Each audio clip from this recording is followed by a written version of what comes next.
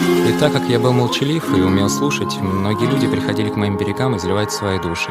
Я жалел их, слушал их тяжелые оды, и их большие слезы падали в мои синие воды. Они наполняли меня, и я становился больше от всех этих чужих ран. И так на свет появился я. Тихий океан.